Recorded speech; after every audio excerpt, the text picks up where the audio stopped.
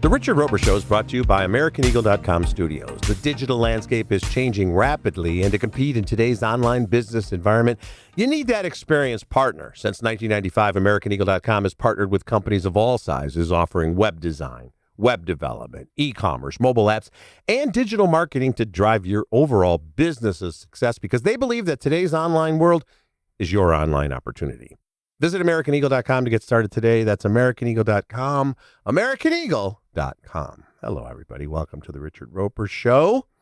It's Halloween weekend, and there are two types of adults in this world, those who really don't care and might put some shitty candy in front of the front door and tell you to take one, and those who spend hours getting dressed and becoming their favorite characters. Somewhere in between there. But there's lots going on in the world of pop culture. I've got some reviews for you as well. I wanted to start off by talking about, that recent scandal that is still unfolding, the big gambling scandal. You probably heard about this, right? Where NBA players and even a head coach of the Portland Trailblazers, accused of giving out inside information. In the case of one player, deliberately faking an injury. All of this is involved with getting an illegal edge, and then telling other gamblers about it. This whole story is crazy, too, because they also had some of the allegations are about fixed poker games right out of the movies, like where players were wearing contact lenses, which allow you to look at the cards and actually see what if it's an ace of spades or the seven of hearts. Relay systems where people could tell other people what was going on. And, if you know what the other guy has or the other gal has, you're going to win. As you now know, individuals such as Chauncey Billups, Damon Jones, and Terry Rozier were taken into custody today. Former, current NBA players and coaches. What you don't know is that this is an illegal gambling operation and sports rigging operation that spanned the course of years. The FBI led a coordinated takedown across 11 states to arrest over 30 individuals today responsible for this case, which is very much ongoing.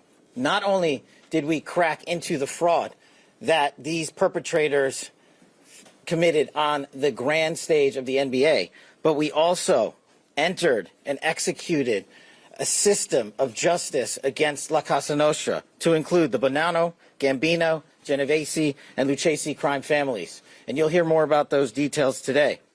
But the sports thing is really reverberating across the spectrum and across well beyond the sports world because, if you can't trust what you're seeing is real, and people always talk about it, oh, that's rigged, oh, the refs are rigging this. And I'm usually the one going, listen, man, the referee in the Super Bowl is not, slanting things just so Patrick Mahomes and the Chiefs can win and we'll see more of Taylor Swift. But once in a while, it turns out that the conspiracy theories are true. The interesting thing, I think, too, is what this means for the future of gambling and sports, which have become gambling and sports. Gambling was always the one, more than anything else, for right or for wrong, the one thing that would get you banned for life, right? Pete Rose was banned for life for gambling as a manager, and he's still, the late Pete Rose now was not eligible for the Hall of Fame even as a player. And you go back to the biggest scandal really in the history of modern American sports is the 1919 Black Sox, the Chicago White Sox, my team. And no, I wasn't at those games. Shut up.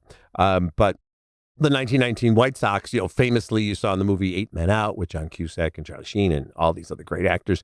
They threw the World Series. They were so mad at their cheap owner that they accepted cash to throw the World Series. And 8 Men Out, they were banned for life. And there were other scandals. I think there was a college basketball point shaving scandal, which means, again, you could win, but you only have to win. You shave points. You don't win by a certain amount. And in the NFL, way back in, I think it was 1963, two of the best players, Paul Hornung and Alex Karras. You might know the name Alex Karras, too, because he went on to be an actor. He had a TV show, and he was in Blazing Saddles, right? Blazing Saddles was it was a biblical epic. I love that as well. A comedic actor, and they bet, believe it or not, it was a simpler time. I think in one case they were betting on horse races, which you couldn't even do, but also on the NFL. And they were each suspended for a year. Alex Karras and Paul Hornung, both I think went on to have Hall of Fame careers. But this latest scandal comes at a time where pro sports has partnered, and college sports, they partnered with gambling. So it used to be we can't talk about point spreads, we can't talk about gambling. And now it's like brought to you by DraftKings, FanDuel, pick of the week. And they put up the odds before the World Series. Shohei Ohtani to hit a home run plus 230, which means if you bet 100, you'll make $130 for 230.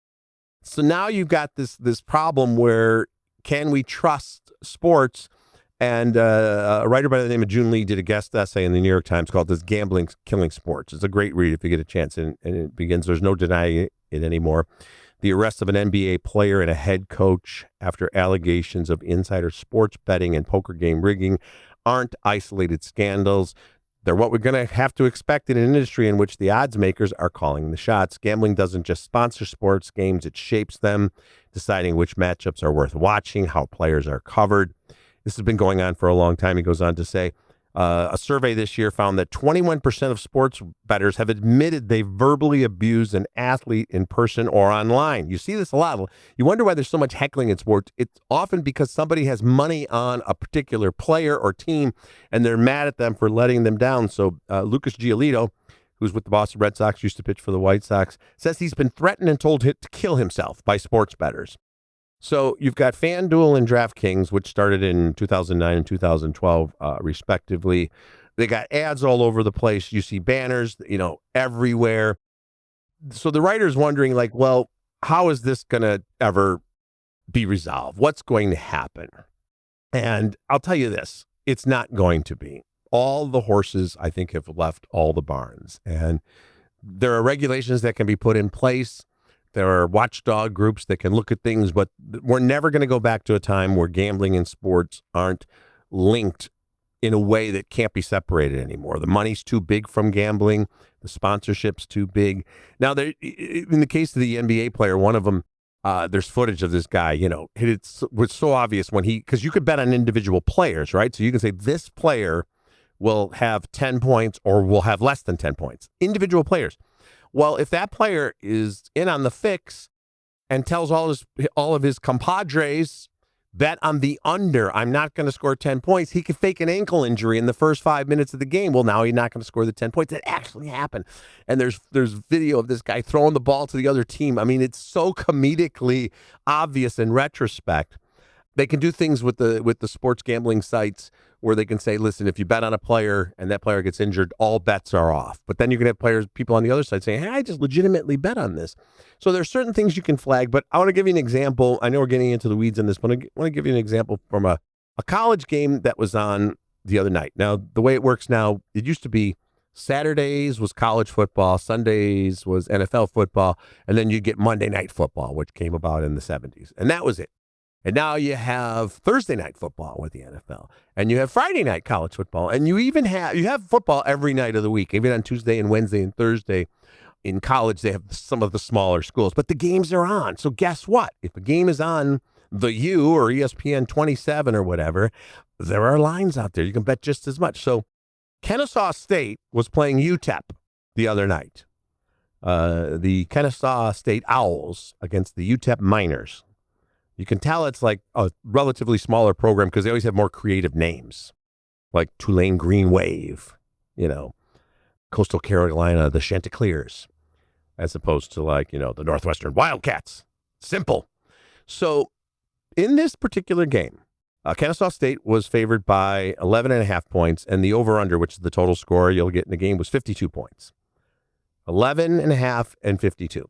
The final score was 33-20. That would be a 13-point difference and 53. So it was 1 point over that 52 mark and a point and a half over that 11.5 points. But the interesting thing is, I was watching the game. I'm not going to say I had any money on it. That would make me a degenerate gambler. But Kennesaw State, with 1 minute left, had the ball on the 2-yard line. They didn't need to score anymore. So they were up 26-20. So if they don't score, the one side would have won. But they decided to score a meaningless touchdown with 1 minute left, which changed both of those lines. Now, I'm not saying there was any subterfuge, any hijinks going on there. But I will say that that's the kind of thing that has people asking questions and wondering what's going on. So here's the thing. Just don't bet a lot, no matter what. I'm not saying because it's rigged or not. Just don't bet a lot. Just bet $20, $10, $5. You'll still be super excited about it. Now, I'm using this now as a segue into a discussion of one of the great movies of all time, Casablanca. The reason I'm mentioning this is it might be the most quoted movie of all time. It's, from 1942, right? And I think sometimes it's like Shakespeare. People are quoting from this movie without realizing where it came from. But you've got lines like, "Here's looking at you, kid," from Rick, played by Humphrey Bogart. I think this is the beginning of a beautiful friendship, which comes at the end. "Round up the usual suspects of all the gin joints and all the town and all the world she walks into mine." But one of the most quoted lines is, "I'm shocked to find that gambling is going on here." So this is Captain Renault. He's ordered to shut down the casino. And of course, he knows that gambling's going on there because he pockets the winnings. But he has to come up with an excuse to close down Rick's, the nightclub in Casablanca. He says, "I'm shocked that gambling is going on here." And every time there's a story about a gambling scandal, that line gets quoted. New York Times, "I'm shocked to find that gambling is going on here." New York Times article. Washington Post, "I'm shocked to find that gambling is going on in the NBA." Wall Street Journal, "Is there anybody left in America who's shocked to find that gambling is going on here?" Washington Times, Nevada Independent, on it goes. First of all, I don't blame, and sometimes people say shocked when it isn't even about gambling. What it obviously means is they're not shocked, that it's the most obvious thing in the world.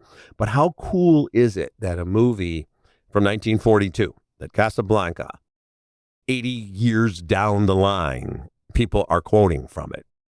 Whether it's "This is the beginning of the beautiful friendship" or "Round up the usual suspects." I think that's really, really cool. All right, we got a little bit of time before we have to take a break here. I got a couple of things. Which one of these am I going to talk about? I actually still have the papers where I go through my notes, even though everything is also on, the electronics, the iPad and all that good stuff. I know what I wanted to talk about. Hold on. This is my favorite. There's always some feud in show business, right? And there's always somebody sniping at somebody. A lot of interviews lately where people are talking about like shows and movies from 25 years ago and how somebody is misbehaved on a set and they're not talking to that person 20 years down the road, or they felt bullied or they felt intimidated. There's a feud involving Dancing with the Stars because this one guy, and I have to admit I don't watch all of that, but Maxim Shmerkovsky, that guy, and his wife Peta, right? They're both like they're the teachers, the pros, and on the podcast, everybody has a podcast. You have to quote podcasts on podcast. Maxim said that this other guy, whose name is Jan Ravnik, and I think he's a Taylor Swift dancer and choreographer. So they put him on there, but Maxim said this guy has zero foundation, technique, quality, and understanding of what it works. And he said, "Bro, I'm getting emotional. He's not qualified." So in other words, he's saying this guy's not qualified to do like classical ballroom dancing. And it puts Jen Affleck, his celebrity partner from The Secret Lives of Mormon Wives, puts her at a disadvantage. So then they fought back. Jen and her dance partner saying, "I'll ride at dawn for this man," one guy said. And they're all going back and forth about who's qualified to teach on Dancing with the Stars. And that has to be the lightest feud in the history of show business. "You're not qualified to teach dance." "Yes, I am. I'll ride with you. How dare you?" And I just think it's the greatest thing ever because it sounds like they're ready to have a good old-fashioned dance-off. It's like a plot of Footloose here. And I have to say this, too, about Dancing with the Stars on ABC. It is a prime example of why I am not a television executive. So when Dancing with the Stars was first coming out in the mid-2000s, I heard from an agent who represented someone who's going to be on Dancing with the Stars. And I'm not going to say that I was offered to be on Dancing with the Stars, but this agent said, "Hey, I got my client on Dancing with the Stars. I think I could get you on Dancing with the Stars. Wouldn't that be cool?" And I said, "No, that would not be cool because I would be bad, but also you have to devote 8 weeks or more to the training and all that." And I go, I'd have to not do my other jobs. But I also thought at the time, and I told this guy, this is the stupidest idea for a show I've ever heard of. Why are a bunch of people who, let's face it, stars, okay, fine. They, some of them are pretty well known. There were some pretty big names over the years, a lot of, former athletes and, child stars who were grown up. But I said, why would mainstream America, we don't even want to watch our friends and family dance at weddings. Why would we tune in to watch a bunch of B-listers, C-listers, etc., learning how to dance? That show's going to last 6 weeks. Well, I was wrong, because it remains a huge hit, to the point where now we're getting into feuds, and some of the teachers and coaches, or whatever you want to call them, have become famous as well. So it is your living proof that I can never predict what's going to be a hit, because I still am amazed by that, and it's really well produced. And of course they know how to get like hot button people like Hilaria Baldwin, right? You know, they get controversial. Sean Spicer, the former White House press. So and then they'll do like the oldster, the legends, so like Cloris Leachman or somebody like that. So they have like a formula, just like you do on a lot of these shows. You know, you have the upstart, the former child star, the comic. Then they'll have someone who's like, you know, controversial because they have dance training. Like Donny Osmond he won one year, I think. Well, you know, he's a ringer. He was dancing on TV in 72. But it's a hit. It's a huge hit. People love it, just like the Bachelor shows. Bachelor, Bachelorette, Bachelor Island, The Golden Bachelor, The Friends of the Bachelors, Golden Bachelor. It's guaranteed television. God bless them all. We're going to take a break. We're going to talk about Portillo's. And when we come back, we'll have some reviews.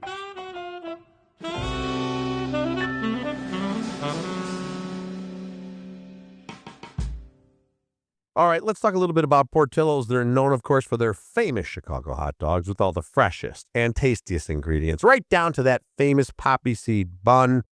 Then we have to talk about the legendary chocolate cake. And everybody knows if you've ever been to Portillo's, but if you don't, you never put the cake in the fridge. You have to have it at room temperature. That's how it's delivered to you or handed to you in the restaurant. That's the way you have to taste it. And of course, the menu has everything from the charbroiled burger to Italian beef to some really good chopped salads. But oh, that chocolate cake, I'm telling you. Now, there are locations throughout the Midwest and in Florida, California, and Arizona. But you can also ship Portillo's anywhere in the United States of America by ordering at portillos.com. That's PORTILLOS.com. PORTILLOS.com.